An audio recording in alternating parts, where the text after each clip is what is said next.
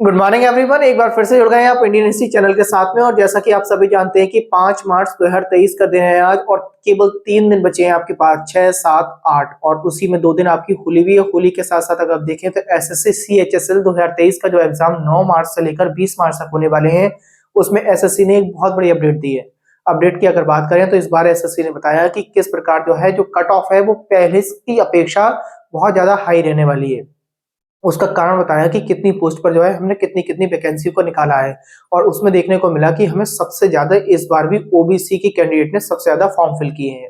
जो सूचना हमें जो एसएससी की वेबसाइट से प्राप्त हो रही है वो सूचना मैं आपके सामने लेकर आया हूं और आपको बताने वाला हूं कि इस बार सच में जो है कट ऑफ जो है पहले से भी हाई क्यों रहने वाली है। और अगर हाई रहने वाली है तो टाइमिंग आपकी वही है एग्जाम की 1 घंटा, और 60 मिनट के अंदर आपको कितने क्वेश्चन आप अटेम्प्ट करने चाहिए, और उसमें से भी कितने आपके जो है क्वेश्चन सही होंगे, आप इस पर बात करेंगे। अगर बात करें एसएससी सीएचएसएल 2023 के बारे में बात करें तो इस बार केवल 4500 पोस्ट निकली हैं। अगर बात करें इससे पहले 2021 की अगर बात करें तो उस समय 4726 पोस्ट थी। आप यहाँ पे आप आइडिया लगा सकते हैं, लगभग 226 पोस्ट तो आपकी यहीं पर अंतर आ गई, 226 पोस्ट यहाँ पर कम हो गई है।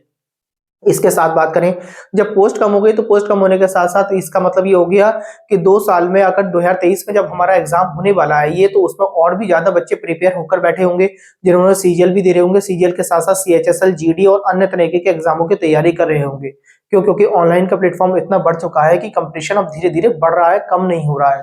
अगर बात करें 4500 बच्चों में हमने देखा फॉर्म जो इस बार फिल हुए हैं 32,35,474 फॉर्म फिल हुए हैं, जिसमें अगर अकेले ओबीसी की बात करें तो अनरिजर्व से भी जो है लगभग दुगना फॉर्म फिल हुआ है। अगर बात करें कि 6,39,078 फॉर्म जो है अनरिजर्व में फिल हुए हैं, अनरिजर्व मतलब जनरल कैटेगरी में, और ओबीसी की बात करें तो डबल हो गया, एकदम 6 लाख से 32 लाख हो गया, 6 लाख का मतलब डबल 12 लाख हो गया, 12,87,979 फॉर्म भरे गए हैं आपके। ठीक। ईडब्ल्यूएस की भी अगर बात करें तो 1,88,419 फॉर्म है आपके। एससी की कैटेगरी में बात करें तो 8,12,923 फॉर्म हो गए, और एसटी में बात करें तो 3,07,075 फॉर्म भरे गए हैं आपके इस तरीके से। अब देखें अगर हम तो 4500 बच्चों पर अगर हमारे ये फॉर्म भरे गए हैं, 32,35,474 फॉर्म जो भरे गए हैं, इसमें हम फाइट की अगर बात करें तो एक सीट के लिए फाइट में लगभग 718 बच्चे एक सीट के लिए बैठेंगे। बात करें तो 718 बच्चे तो नहीं, लगभग 500 बच्चे तो इसमें जो है एक सीट पर लड़ेंगे ही हर हालत में। क्यों? क्योंकि इसमें बहुत सारे बच्चे ऐसे भी आए होंगे जो पहली बार एग्जाम देने बैठे होंगे और उन्हें पता नहीं होगा कि किस प्रकार जो है हम कंप्यूटर पे यानी सीबीटी एग्जाम जो देने बैठे हैं उस पर किस तरीके से काम करना है। तो 500 बच्चों की फाइट भी बहुत ज्यादा होती है। अब 500 बच्चों की फाइट में हम उन बच्चों के साथ भी लगभग 200-300 बच्चे हमारे साथ में ऐसे बैठे होंगे जो केवल एसएससी ही नहीं यानी कितने एग्जामों को की प्रिपेयर कर रहे होंगे, और उसके साथ साथ बहुत सारे उन्होंने कंपटीशन फाइट में निकाल भी चुके होंगे। तो उनके साथ में भी हमें कंपटीशन लेना है, तो आप अपने आप को लगभग 300 बच्चों के साथ में फाइट में मान के चले, अगर आप एसएससी सीएचएसएल 2023 के बारे में सही से तैयारी कर रहे हैं तब।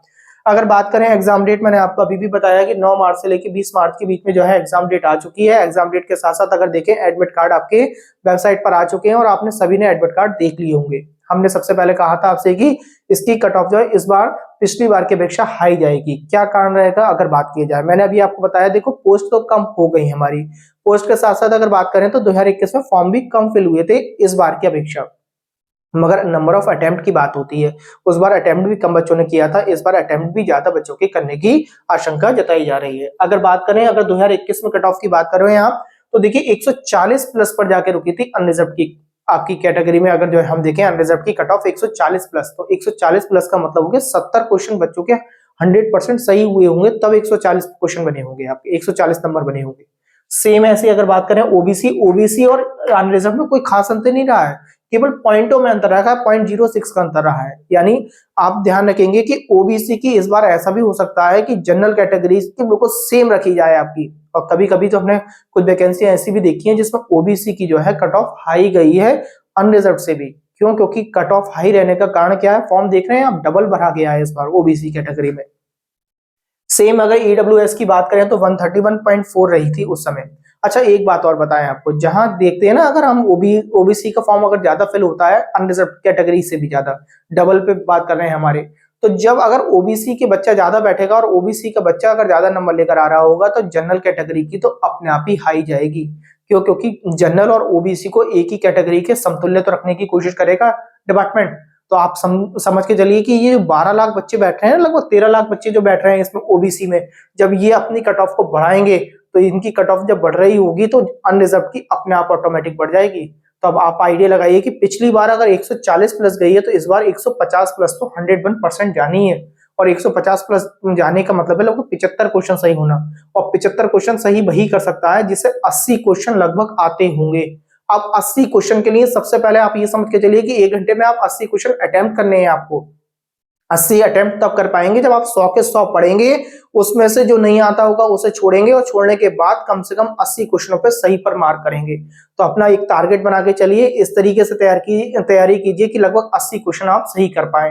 अब 80 क्वेश्चन किस प्रकार आपको अटेम्प्ट करने हैं, किस प्रकार सही करने हैं, उसके बारे में बात करेंगे। सबसे पहले अगर हम देखें एससी की, उस समय भी लगभग 112.2 रही थी, 112 पे रही थी, और एसटी की 104 पर रही थी। टोटल पोस्ट मैंने आपको बता दी कितनी थी, 4726 पोस्ट थी, और लगभग 38 लाख फॉर्म भरे गए थे उस समय, 38 लाख प्लस फॉर्म थे, ठीक, 39 लाख के आसपास बात करें, और इस बार लगभग जो है लगभग 32 लाख प्लस फॉर्म भरे गए, ये बात हमने कर ली। इसी प्रकार से मैंने आपसे कहा अनरिजर्व की जो कैटेगरी की जो रहने वाली है लगभग 145 प्लस रहेगी इस बार 2023 में। 145 प्लस नहीं मान के चले, मैं तो आपसे कहूंगा 148 ही मान के चले। हम एक आइडिया बता रहे हैं 145 प्लस, तो आप अपने 145 प्लस का मतलब हो गया लगभग 72-73 क्वेश्चन तो अब भी सही करने पड़ेंगे आपको अनरिजर्व कैटेगरी में रहने के लिए, क्योंकि ओबीसी का फॉर्म ज्यादा बनने से जो है कट ऑफ जो है आपकी 100% ज्यादा ही जाएगी। अच्छा, अब सिलेबस की बात की जाए, अगर सिलेबस आपको पता ही है 4 क्वेश्चन आ रहे हैं आपके, मैथ्स हो गई, रीजनिंग हो गई, इंग्लिश हो गई, इंग्लिश के साथ साथ जीके जीएस हो गई। अब मैथ्स इंग्लिश जिसकी जो है अगर मैथ्स सही है तो उसकी रीजनिंग तो सही होनी है, तो आप कम से कम ये टारगेट बना के चलें, सबसे पहले तो 2 घंटे तो पर सब्जेक्ट को अभी से देना स्टार्ट कर लें, मतलब 8 घंटे तो आपके यही हो गए। और जहां आपका वीक पॉइंट आ रहा है उससे जो है अपने रात में जितना भी समय खींच सकते हैं वो वीक पॉइंट को आप क्लियर करें। मैं ये नहीं कह रहा हूं केवल 8 घंटे पढ़ना है आपको, 8 घंटे से ज्यादा पढ़ना है, लगभग 16 घंटे पढ़ना है आपको इस समय, मगर 2 घंटे तो हर सब्जेक्ट को छूना है। ऐसा नहीं है कि किसी भी एक सब्जेक्ट को जो है आप छोड़े पड़े हैं और किसी को नहीं। आपको जीके जीएस भी जो एक अपार सिलेबस होता है, कहीं से भी आ जाता है, एक समुद्र की तरह है जीके जीएस। अब जीके जीएस की भी अगर मैं बात करूं तो इसमें भी आपको ऐसे पॉइंट्स एसएससी के अगर पुराने प्रैक्टिस सेट लगा रहे हैं और पुराने प्रैक्टिस सेटों में देख रहे हैं आप कि किस तरीके से जीके जीएस आया है, तो उन टॉपिकों को उठाकर उन टॉपिकों की डिटेल एक बार सही से पढ़ लें आप, क्योंकि एसएससी उन्हीं क्वेश्चंस की डिटेल को जो है में से ही क्वेश्चन बनाता चलता है, बार बार जो है नए अपडेट नहीं देता एसएससी। तो एसएससी का जो पीछे का एग्जाम पैटर्न है आप सबसे पहले उन्हें डाउनलोड कर लें, उन क्वेश्चन को डाउनलोड करने के बाद अगर फॉर एग्जांपल मैंने कहा आपकी स्टैटिक जीके से कोई क्वेश्चन देखने को मिला है, आपको कहीं भी डेट का क्वेश्चन देखने को मिला है, तो डेट वाले क्वेश्चंस को सभी को एक बार से रिपीट मार दें कि आपकी भी एक डेट वाला क्वेश्चन जरूर देखने को आपको मिलेगा। रीजनिंग करते हैं आप, तो रीजनिंग को आपको मालूम है मैंने अभी पीछे आपको पजल कराई थी, पजल के साथ साथ अगर मैं बताऊं आव्यू कराई है, आव्यू के साथ साथ अगर देखिए हमने डाइस कराया था, वहां शॉर्टकट ट्रिक में बता रखी है मैंने आपको अपनी जो है, इसमें आप वेबसाइट पर जाकर इसमें मतलब चैनल पर जाकर जो है आप लिंक देख सकते हैं, ठीक, अपडेट में जाकर देखेंगे वीडियो मिल जाएगा आपको मैं इसका रीजनिंग का एसएससी CHSL पर, उसमें ऐसी इसी प्रकार जो है बहुत सारी ट्रिकें होती हैं, उन ट्रिकों को देखते जाएं, ट्रिकों को देखते जाते मतलब जो भी क्वेश्चन आपको मिला, डाइस का क्वेश्चन आना ही है हमेशा, आव्यू का मैट्रिक्स का क्वेश्चन हमेशा आना ही है, तो उनकी ट्रिक्स दे रखी है, उन ट्रिक्सों को पढ़ें। क्यों? क्योंकि क्वेश्चन में जो लगभग एक एक दो क्वेश्चन भी करते करते जब अटेम्प्ट करेंगे ना आप, तभी तो जाके आपके रीजनिंग में कम से कम 25 में से 20 सही हो, तब आप अपने आप को 101% परफेक्ट मानने की कोशिश करें। आपको 25 के 25 ट्राई करने हैं, अगर आप मान लीजिए 25 के 25 की पेपर सही करके आ रहे हैं, बिल्कुल तैयारी पक्की है आपकी, तब आपको लगभग 20 या 22 वहां पे बिल्कुल सही से आंसर निकल आएंगे, तब 2 या 3 जो बचे होंगे उन पर भी आपको तुक्के में जो है सही करने की कोशिश करनी होगी कि शायद ये आंसर नहीं ये बन सकता है, क्योंकि हमने उसकी प्रैक्टिस कर रखी होगी। तो ये मान के चलिए कि रीजनिंग पोर्शन अब अटेम्प्ट कैसे करेंगे आप, सबसे पहले आपको अटेम्प्ट करना है रीजनिंग पोर्शन। अब रीजनिंग पोर्शन किस प्रकार अटेम्प्ट करना है, जैसे कि रीजनिंग का पोर्शन आपने खोला, क्वेश्चन नंबर फर्स्ट आया, अगर आपको आता है तो करिए, वरना एकदम रिजेक्ट करिए, दूसरे पे पहुंचिए, तीसरे पे पहुंचिए, चौथे पे पहुंचिए, इस तरीके से पहुंचते चले जाइए। अब जब आपने 25 क्वेश्चन सारे के सारे खोलकर पढ़ते हुए टिक करते हुए चले गए होंगे, तो कम से कम 6-7 क्वेश्चन को आपने एकदम नेग्लेक्ट कर दिया होगा। अब 6-7 क्वेश्चन को नेग्लेक्ट करने का मतलब 18 क्वेश्चन आपने लगभग अटेम्प्ट कर लिए होंगे रीजनिंग में। सेम ऐसी मैंने कहा जीके जीएस पे आए, अपने 5-7 मिनट में पूरी 25 क्वेश्चन पढ़े जा सकते हैं। अब 5-7 में 25 क्वेश्चन पढ़े जा सकते हैं, मान लीजिए 12 या 13 क्वेश्चन आपने वहां अटेम्प्ट कर लिए। अभी हमने रीजनिंग की बात करी, तो रीजनिंग में जैसे कि आपने 18 क्वेश्चन अटेम्प्ट कर लिए, ये हो गया रीजनिंग का। जीके जीएस पे मैंने कहा 12 करके चले गए आप, जो जीके का हो गया। सेम ऐसी इंग्लिश पढ़ा आपने, अब इंग्लिश में पढ़ा मैंने कहा इंग्लिश में आपने 14 लगा लिए फॉर एग्जाम्पल। और ऐसी जब मैथ्स में गए आपने तो मैथ्स में जब 25 क्वेश्चन पूरे पड़े होंगे तो फॉर एग्जांपल मैंने कहा 16 क्वेश्चन लगा लिए, तो अब आपको ये आइडिया हो जाएगा कि आपने आते ही ये टिक करे हैं। तो कितने हो गए 8 और 2 10 4 14 और 26 का 0, 2 और 3 4 5 6 लगभग 60 क्वेश्चन आप अटेम्प्ट कर चुके हैं। तो आपने ये मान लिया कि 120 क्वेश्चन अभी मेरे 120 नंबर बन चुके हैं और मुझे चाहिए कितने 140।